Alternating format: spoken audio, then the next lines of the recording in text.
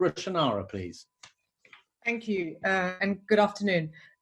Chief Secretary, thank you very much for all the work that your department's doing and HMRC, but I wanted to quote the Chancellor, not you. The Chancellor said right at the beginning, "You've not been forgotten, you will not be left behind, we all stand together." But as you've already had, there are a lot of people who are still left behind, particularly those who are freelancers, self-employed. The IFS reckons it's about 2 million, but it'd be good to get an update from your department in response to the Chair's request for a written update on the assessments. And then on the job retention scheme, while this is very welcome and the change of date to March the 18th, I think, there are major issues which came out from our last evidence session in the hospitality sector, 350,000 to 500,000 people who are not getting the help they need. In the tourism sector, there are other sectors colleagues will be able to tell you about. And also in terms of those in hospitality, 50% of their wages are calculated in the form of trunks or tips, services. That's not included in the program, so they only get 80% of the 50% of their earnings. That's a massive problem for people who are not necessarily paid very well. And the New Starters, the New Starter Justice Campaign, who have been bombarding us with emails of the many cases, emails and texts and all sorts, and I'm sure you've got some of them, of the difficulties they're facing. So the question is, while we recognise the pressures, unprecedented pressures, the question is, what will you do to make sure, as a matter of urgency, we address these gaps so that the hundreds of thousands, potentially millions, if you include, of course, the self-employed, can get the help they need as quickly as possible? Well, I think what is very clear is just the scale of the measures have covered and enabled a huge number of people to keep their jobs. And if you look at the furlough scheme, the numbers on that are very clear, notwithstanding the extremely tight timescales. Yeah.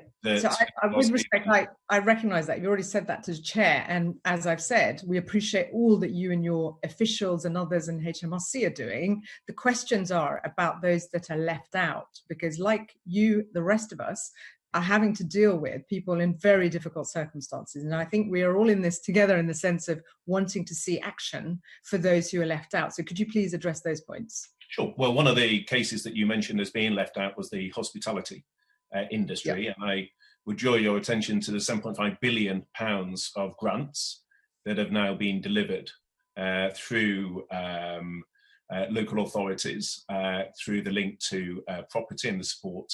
I'm talking about the job retention scheme. I'm talking about the job retention scheme. Well, and also the evidence that was given to us in the last session, and that 350,000 to 500,000 people have been left out. What will you do about it? You can write to us to give us specific responses, but we need that address because these people need to be paid. And also some of them have been, some 250,000 hospitality workers who started before the 28th of February, but haven't had RTI events submitted by their employers in time for the 19th March, have been inadvertently unfurloughed. Now, that's clearly an unintended consequence. Can your department work with HMRC, if they haven't already, to correct this? Because that seems like an unintended, to put it kindly, an unintended consequence that needs to be sorted out. Well, what we have sought is firstly to cover as many people as possible in the time that's been available. And that's why through the scheme we've covered 29 million people. Now, clearly within that, there has been some trade-offs in terms of designing something that is simple enough to deliver to those timescales and some of the hard edges that you allude to. And that's why we have then taken further measures, such as moving the date from the end of February to the day before the scheme was announced. Now, there is a campaign, as you say, and I get social media messages on it as you do, in terms of wanting to go beyond that date. But again, these are the trade-offs in terms of the risk of fraud lives that is associated. Chief Secretary, these are people's lives, these are families, these are people writing to us, not being able to pay their bills, not being able to survive. These are not people who we can just treat as trade-offs. Trade-offs is a technical term you're using. this is people's, people's livelihoods. I've had, we've all had shocking examples. We need action. That is why it is important to look at the package as a whole. For example, we've got £7 billion into the welfare safety net. It's why we've made changes to universal credit in terms of the increase in the standard allowance, the removal of the minimum income floor. It's why we've made changes to the rules around renting. It's why we have the mortgage holiday.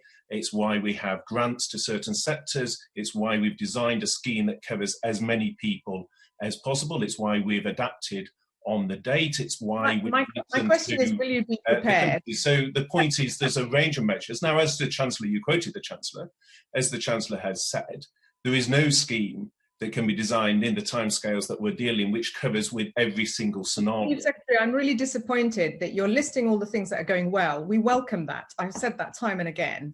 Now, this attitude is not acceptable, because these people are being treated as collateral damage in your trade-off analysis. That's not helpful. So can I ask you, please, to look at this? In the past, your department, and credit where it's due, has gone back from feedback and looked at where improvements can be made. In a pandemic, in a crisis, that's the way we need to keep working in order to correct those things that are not working. So once again, I'll say that we are grateful for all that's being done, but people are being left out, and they should not be treated with the words of collateral damage, with the terms of trade-offs, because trade-offs mean it's a lot of lives that are not, that are affected